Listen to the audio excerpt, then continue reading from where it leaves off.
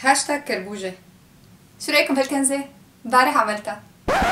مرحبا يا حلوين، كيفكن اليوم؟ أنا ديما من DLLU.com، بتمنى تكونوا كلكم رواق الرواق اليوم وكل يوم. بهذا الفيديو رح نحكي عن هاشتاج الجسم المثالي، واللي هو الحلقة الثانية أو الفيديو الثاني من سلسلة تعالوا نحكي، بعد ما عملت أول واحد يا ترى ضروري يكون كتير حلوين. إذا ما شفتوا ذاك الفيديو ححط لكم اللينك هون أو هون، أو أكيد تحت رح تلاقوه بالديسكربشن بوكس مشان تشوفوه. مثل الفيديو الماضي انا رح اكون عم اقول وجهة نظري، يمكن اكون عم اعمم شوي لانه بالاخير وجهة النظر بالجسم المثالي شيء نسبي وكل واحد بيشوفه من طريقته، ولكن حاليا في مثل وجهة نظر سائدة عموما حابة احكي فيها لانه ممكن تكون عم تسبب لكتار مننا ضغط او مشكلة، فلهيك فرصة كثير منيحة انه نحكي بهذا الموضوع ونناقشه مع بعض. رح اختصر افكاري بهذا الموضوع بست نقاط مشان ما يطلع الفيديو كتير طويل. اول نقطة حابة احكي فيها هي انه مقاييس الجسم المثالي للمرأة تغيرت كتير عبر الزمن، يعني اذا بنرجع لوقت الفراعنة كانت المرأة الطويلة والنحيفة هي رمز الجسم المثالي، بعدين اذا بنشوف عند اليونان القدماء او اذا بنشوف بعصر النهضة الطليانية وبالعهد الفيكتوري الانجليزي كانت المرأة الممتلئة هي صاحبة الجسم الاجمل. اذا هلا بنطلع على وقتنا او بالاحرى اذا بنبلش من القرن الماضي لهلا بنلاقي انه تقريبا كل 10 سنين كانت عم تتغير هي الصورة وعم تتغير هي المعايير، وعم تكون المعايير او عم يكون الجسم المثالي للمرأة مختلف، يعني عمليا عم يتم التعامل مع جسم المرأة ومعايير جمال جسم المرأة مثل التعامل مع اي موضة متغيرة. هذا الحكي بياخذني للنقطة الثانية واللي هي انه لازم نتذكر انه اشكال اجسام النساء اكثر بكثير من الشيء اللي نحن عم نشوفه او اللي عم بيتصدر الشاشات واللي عم بيتروج له بالاعلام، وهذا بيعني انه اذا كنا عم نسعى لتكون اجسامنا حلوة بهذا المنظور او بهي المعايير فيمكن يكون سعينا هدف صعب كثير تحقيقه. يعني مثلا انا ما في شيء بالعالم رح يخليني بطول عريضات فيكتوريا سيكريت، بس فيني غش شوي البس كعب عالي، البس ثياب بتخليني بين اطول مما انا اذا انا كنت حابه اكون اطول، او فيني البس كمان شيء بيخليني من تحت انحاف باعتبارني من تحت انا مالي كثير نحيفه، يعني بلبس فيني غش بالثياب والبس مشان ما استعمل كلمه غش فيني اقول البس الاشياء اللي بتلبق لي لحتى تبين شو عندي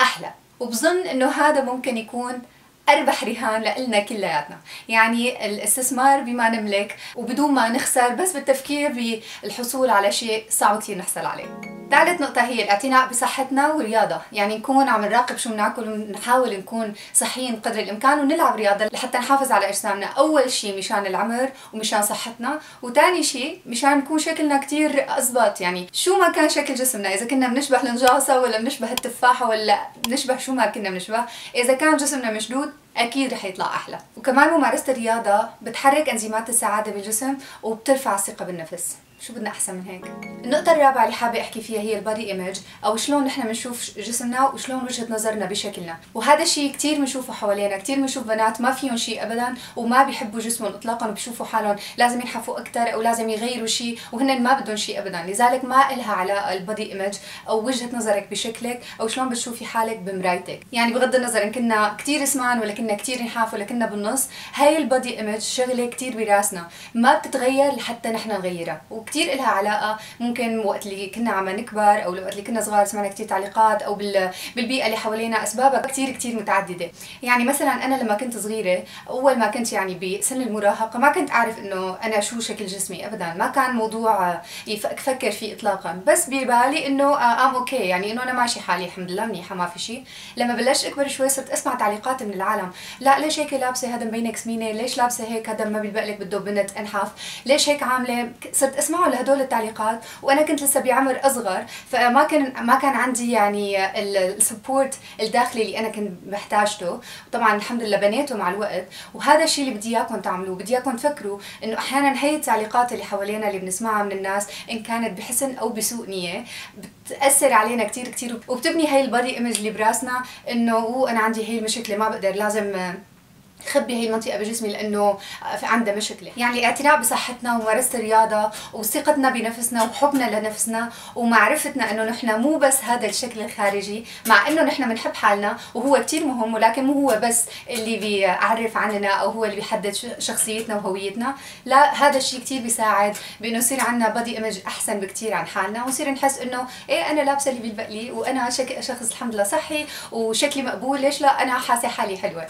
هذا كتير بيساعد بالبادي ايمج. النقطة الخامسة واللي كتير لها علاقة بالنقطة الرابعة إنه نحن نكون التغيير اللي بنحب نشوفه حوالينا. هذا الحكي حكيته بالفيديو الماضي كمان يا ترى ضروري نكون كتير حلوين، ولسه بدي أحكي بهذا الفيديو لأنه نقطة كتير مهمة. يعني مثل ما حكيت لكم شلون لما أنا كنت صغيرة تأثرت شوي بهدول التعليقات وصرت أحس إنه أنا عندي مشكلة وأنا لازم أعمل عملية ولازم أتخلص من هدول الدهون الزائدة عندي تحت إلى آخره. بس هذا الشيء بيأثر على البنات اللي عمرهم أصغر، لذلك لازم نكون كلياتنا متعاونين انه نساعد هدول البنات ان كانوا صغار ولا كانوا كبار. مو كل الناس بتبني ثقتها بنفسها مع العمر، احيانا في ناس بيطولوا لحتى يبنوها لانه مو دائما هي شغله كثير سهله، لذلك لازم نشتغل عليها ونحطها اولويه عنا. بالعوده للنقطه اللي عم بحكي فيها، لازم ننتبه على الكلام اللي بنحكيه. برجع بعيد الهاشتاج اللي حطيته بهداك الفيديو، بختار شوف كل شيء حلو. يعني اذا كنا شايفين حدا لابس شغله مو كثير لابقت له، اذا ما انسالنا مو ضروري نعطينا راينا، لانه الكلمه اشد من القتل. انا مالي عم اقول لازم نكون كذابين، لا، حلو انه نقوله، بيلبق لك هذا الشيء اكثر من هذا الشيء، لكن نكون حريصين على الكلام اللي عم بيطلع مننا لانه تاثيره كثير كبير.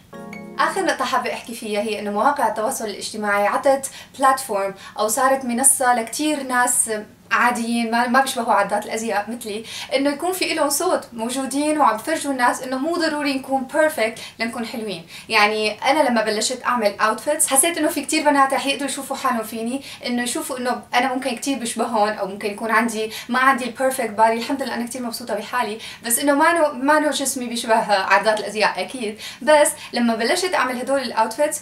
بس كان في عندي فكره انه فيني اورجيكم شلون فينا نلبس ونكون عاديين ونطلع حلوين. ما بالضروره ابدا نكون بيرفكت لحتى نكون حلوين، نحن بيرفكت ذا واي وي ار، يعني نحن كاملين ومثاليين بجسمنا بشكلنا اللي عنا اياه. بتمنى تكون هي الرسالة عم توصلكم او هي الصورة عم تنتقلكم بطريقة واضحة عن طريق الفيديوز اللي بعملهم بالاوتفيتس، واللي بتمنى يكونوا عم يفيدوكم كمان. هذا كان نهاية هذا الفيديو، انا كثير استمتعت بعمله مع اني عدته شيء اكثر من 4 مرات، لانه كل مرة كنت صوره يصير معي شيء واضطر اعيده من اول وجديد. anyways هذا التعب كثير مستاهل، لاني كثير حبيت انه اقول نقاط بتمنى كثير تكون بتفيدكم ولو باي طريقة، وانا ناطرة ومتحمسة كثير اسمع منكم، اسمع شو ارائكم باللي انا قلته، تضيفوا على شغلات يمكن ما قلتها لضيق الوقت، وتقولوا لي انتم كمان وجهة نظركم بهذا الموضوع. ناطرة ارائكم وناطرة تعليقاتكم تحت هذا الفيديو، وكمان كثير حابة انكم تقترحوا علي هاشتاج ثالث لحتى نحكي فيه. صار عندي كذا اقتراح وانا كلياتهم اخذتهم بعين الاعتبار، ولا تنسوا تعملوا لي فولو على الانستغرام، لانه كمان على انستغرام عم بسالكم وعم نشوف بلكي بنتفق مع بعضنا على الهاشتاج اللي حنحكي فيه المرة الجاية. شكرا كثير لانكم تابعتوني، شكرا كثير لانكم ضليتوا لهلا، على حبكم وعلى دعمكم، بحبكم كثير وبشوفكم الاسبوع الجاي. باي.